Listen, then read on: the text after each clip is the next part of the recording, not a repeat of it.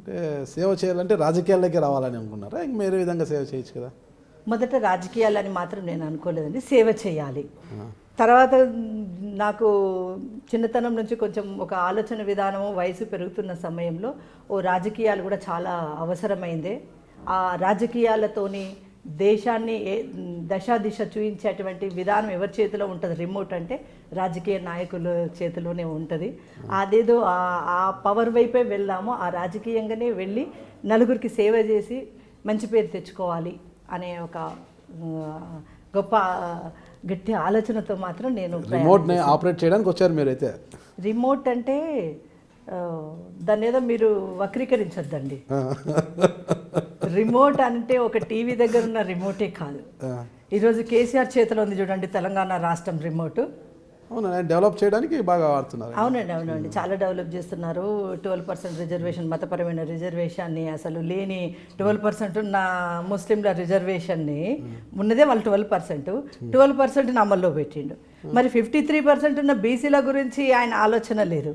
మరి ఉన్న 12% ముస్లింలని 12% మతపరమైన ముస్లిం రిజర్వేషన్ పెట్టిన కేసీఆర్కి 53% ఉన్నటువంటి బీసీల రిజర్వేషన్ ఎందుకు కనిపించట్లేదు?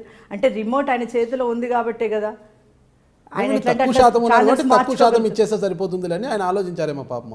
మైనార్టీలు మనల్ని నమ్ముకొని. అవునండి, ఎందుకంటే మేము రజాకార్లు అంటుంటే ఎట్లుంటారో అనుకునేవాళ్ళు. మాకు తెలియదు అసలు. ఎందుకంటే మా చిన్నతనం కూడా కాదు కదా రజాకార్లను చూసి.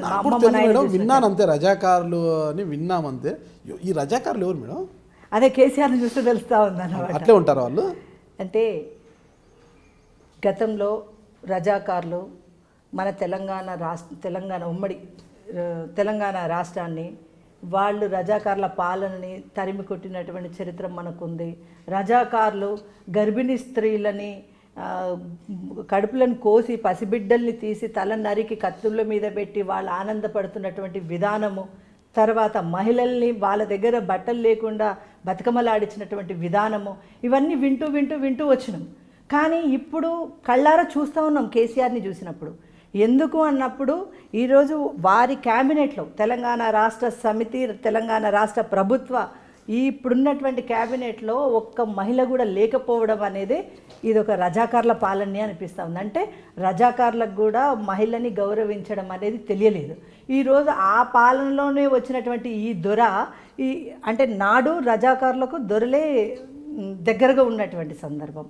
ఈరోజు ఈ కేసీఆర్ దొర కూడా ఆ దొరల నుంచి వచ్చినటువంటి ఈ దొర మహిళని గౌరవించకపోవడం అనేది ఇవాళ సమానమైనటువంటి ఒక్క మహిళ 6 మహిళలు గెలిచినటువంటి ఎమ్మెల్యేలు గెలిచినటువంటి మహిళలకి కనీసమైనటువంటి గౌరవం ఇవ్వకపోవడం అనేది ఈ రజాకార్ల పాలన అప్పుడు ఎట్లుందో తెలియదు. కానీ ఇప్పుడు ఈ కేసీఆర్ని చూసినప్పుడు అర్థమవుతా ఉంది. క్యాబినెట్లో చోటు ఇవ్వకపోతే కేసీఆర్ గారు మహిళలకు అవమానం చేసినట్లేనా? అంటే డిప్యూటీ స్పీకర్ ఎవరు ఉన్నారు కదా, పద్మాదేవేందర్ గారు. అంటే 6 గెలిచిన దగ్గర ఒక డిప్యూటీ స్పీకర్ ఇస్తే సరిపోదు కదండి. ఒక ఏసీ బిడ్డ ఉంది, ఒక దళిత బిడ్డ ఉంది, ఒక బీసీ బిడ్డ ఉంది, అన్ని వర్గాల బిడ్డలు, అన్ని దాదాపుగా ఒక 5-6 సామాజిక వర్గాలకు సంబంధించినటువంటి వాళ్ళు ఉన్నప్పుడు పద్మాదేవేందర్ రెడ్డి గారికి ఇవ్వటంలో మేము స్వాగతిస్తున్నాం. మేము చాలా గ్రేట్గా ఫీల్ అవుతున్నాం. కానీ ఇంకొక 2-3 కూడా ఇచ్చి ఉంటే చాలా బాగుండేది కదా. అది మా అభిప్రాయం.